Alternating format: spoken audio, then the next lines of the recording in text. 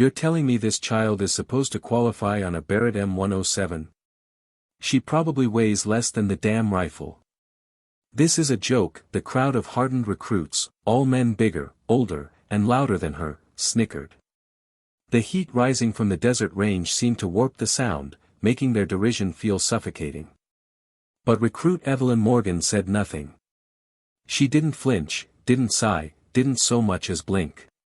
Her focus was a physical thing, a shield forged from silence. Her hands, small but steady, moved over the matte black finish of the massive rifle with a practiced reverence, checking the seating of the magazine, the tension of the bipod legs. Up in the observation tower, behind polarized glass, Colonel Graves leaned forward. He didn't see a child. He didn't see the slight frame or the youthful face that Sergeant Evans was so eager to mock. He saw a posture, a way of settling into the earth behind the weapon that he hadn't seen in 20 years. He saw the ghost of a legend. He saw a legacy waiting for its moment to detonate. If you believe competence isn't defined by age or appearance, type respect below. The air was thick with condescension, a hostile environment deliberately cultivated by Sergeant Evans. He saw himself as a gatekeeper, the unbreachable wall that separated the wannabes from the warriors. To him, this quiet, 18-year-old girl was an administrative error, a clerical oversight that had somehow slipped through the cracks and landed on his hallowed ground. He strode over, his boots crunching on the gravel with theatrical authority. He held up a single 50 BMG round, a bronze-tipped monster the size of a carrot, between his thumb and forefinger. "You ever seen one of these up close, kid?" he boomed, ensuring the entire firing line could hear. "This isn't some pellet gun. This thing will rip your shoulder clean off if you so much as breathe wrong." Morgan's eyes tracked the bullet for a microsecond before returning to her scope. Her silence was a vacuum, pulling in all of Evans's bluster and neutralizing it. She didn't need to speak.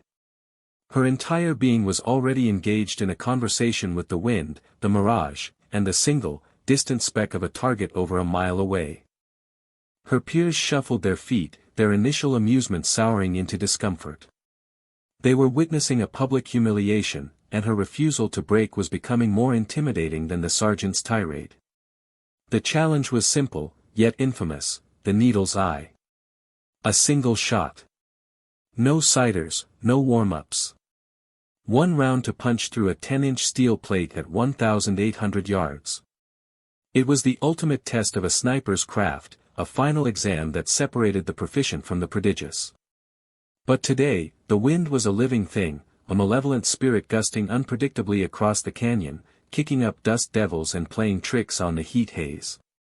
It was a day for failure. As Morgan settled onto her shooting mat, the world outside her scope ceased to exist. Her movements were a symphony of practiced economy. Her breath slowed, each inhalation and exhalation a measured, rhythmic tide. She didn't fight the rifle's immense weight, she became part of it, a human extension of the machine's steel and precision glass. She made a final, infinitesimal adjustment to the elevation turret, a click so quiet it was more felt than heard. Her finger curled around the trigger, not pulling, but steadily applying pressure, becoming one with the mechanism until the break was a surprise even to her. The world erupted in a controlled cataclysm of fire and sound. The recoil, a force that had dislocated the shoulders of men twice her size, flowed through her body, absorbed and dissipated by a flawless posture born of 1,000 hours of practice. The M107 bucked, but she was its anchor, solid and immovable. A deafening crack echoed across the range, followed by a sonic boom as the 750-grain projectile tore through the air, a messenger of pure ballistic certainty. Then came the silence. A profound, ringing quiet that was heavier than any explosion. Every eye was fixed on the distant target, waiting for the electronic sensor to signal a miss. Seconds stretched into an eternity. Sergeant Evans had his high-powered binoculars pressed to his eyes, a smug sneer already forming on his lips.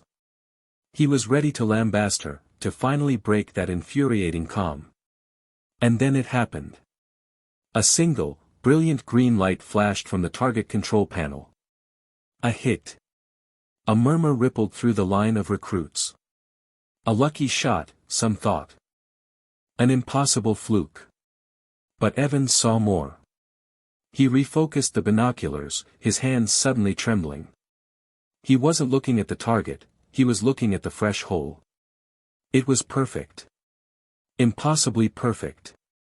Centered with a geometrician's precision. But that wasn't what made his blood run cold. He knew the location of the previous range record, a shot made years ago by a legendary operator. Morgan's shot hadn't just hit the target. Her single bullet had passed directly through the exact center of the old bullet hole, widening it by mere millimeters. It wasn't a new record. It was the obliteration of the very concept of a record. It was a statement of absolute mastery. "No," he whispered, lowering the binoculars. "That's not possible." Before the stunned silence could break, the door to the observation tower creaked open. Colonel Graves descended the steel steps, his stride measured and deliberate. He didn't acknowledge the salutes of the range officers. He didn't glance at the dumbfounded Sergeant Evans. His eyes were fixed on the small figure still lying prone, calmly ejecting the spent casing from her rifle. The air crackled with a new kind of tension, the weight of imminent revelation. Graves walked directly to Morgan's side, his shadow falling over her. He knelt, not as a superior, but as an equal. "Permission to see your file, recruit," he said, his voice quiet but resonant. An aide scurried over, fumbling with a manila folder. Graves took it, his gaze never leaving the young woman. He opened it, and the narrator within the story began to speak, listing the hidden truths that lay within. Recruit Evelyn Morgan. Age, 18. Affiliation, Civilian Marksmanship Program, National Champion, Junior Division, 4 consecutive years. Longest confirmed shot, 2,500 yards, with witness verification. Primary Instructor, Gunnery Sergeant Marcus Ghost Morgan, retired. The name hung in the air like a thunderclap. Ghost Morgan was not just a sniper, he was a myth, a whisper in the shadowy corners of special operations, a man credited with shots that defied physics. He was a legend. And this was his daughter. Colonel Graves closed the folder softly. He stood up, towering over the young recruit. Then he did something no one on that range had ever seen a full-bird colonel do for a private in training. He snapped to perfect attention, his back ramrod straight, and rendered a slow, formal salute. It was not a gesture of regulation, it was a gesture of profound, unadulterated respect. It was the salute one gives to a Medal of Honor recipient, to a living legend. He held it, his eyes locked on hers, a silent acknowledgement of the legacy standing before him. Finally, he lowered his hand and turned his gaze upon the still-frozen Sergeant Evans. His voice was cold, precise, and carried the weight of a final judgment. "Sergeant," he began, his tone cutting through the stunned silence, "you just made the mistake of your career. You assumed arrogance was a substitute for experience. You assumed age was a measure of competence. You judged the cover of a book and missed the entire library of Alexandria." He took a step closer to the chastened NCO. "That name, Morgan, means more on this range than those stripes on your sleeve. It represents a standard of performance you can't even comprehend, let alone teach. You didn't see a recruit. You saw the continuation of a legacy built on silence, discipline, and one single, perfect shot. Remember her face. Remember this day. And learn from it." The story of the shot spread like wildfire, a modern myth born in the heat and dust of the desert. It became known as the Ghost's Echo, the single bullet that not only broke every record but silenced every doubter. In the barracks, hushed conversations replaced the usual bravado. Recruits who had laughed now spoke her name with a reverence usually reserved for decorated heroes. The tale jumped the base's fences, lighting up online forums and private chat groups among the global marksmanship community. Ballistics experts debated the physics, old-timers shared stories of her father, and a legend was forged in real time. Sergeant Evans was a changed man. The public shattering of his arrogance had not broken him, it had rebuilt him. He was seen a few days later, long after duty hours, meticulously cleaning the M107 Morgan had used. He approached her on the range, not with an apology drowned in excuses, but with a simple, honest question about her method for reading spin drift in a crosswind. It was his penance, his admission of her mastery, and his first step toward true wisdom. It was a request to learn. And in that moment, she was no longer his subordinate recruit, she was his teacher. True to her nature, Morgan answered him without a trace of superiority. She spoke of her father's lessons, of breathing techniques, of the philosophy of becoming the stillness between the heartbeats. She never mentioned the record, never alluded to his foolishness. Her focus was already on the next task, the next challenge. She began mentoring other struggling recruits, sharing the principles of quiet competence that had been ingrained in her since childhood. The target itself was recovered and enshrined. Mounted in a glass case in the sniper school's main hall, the steel plate with its single, impossibly perfect hole became a holy relic. Beneath it, a simple brass plaque was installed. It didn't list distances or calibers. It just read, Morgan, E. Perfection is the standard. The firing position from which she took the shot was forever known, unofficially but unanimously, as Morgan's Perch, a place where new recruits would go to touch the ground and hope to absorb a fraction of her focus and discipline. A year later, new faces filled the ranks at the qualification range.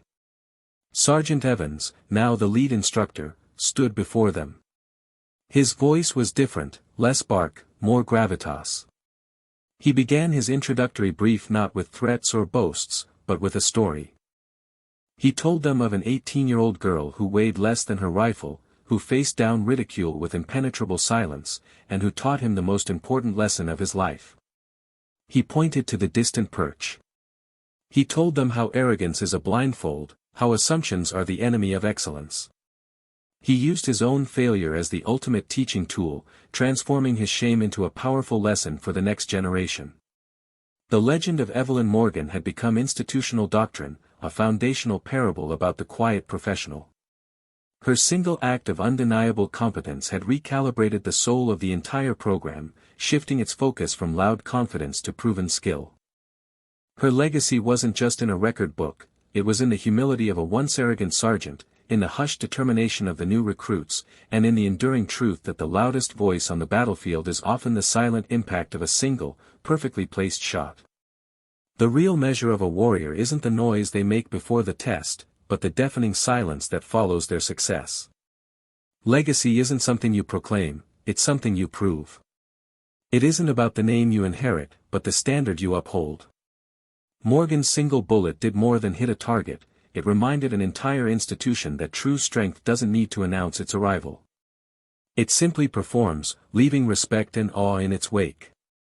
Her silence was her sermon, her action was her creed, and her impact would echo long after the sound of the shot had faded into memory. For more stories where quiet competence triumphs over loud arrogance and where silent precision defines their worth, subscribe to Unknown Heroine Stories.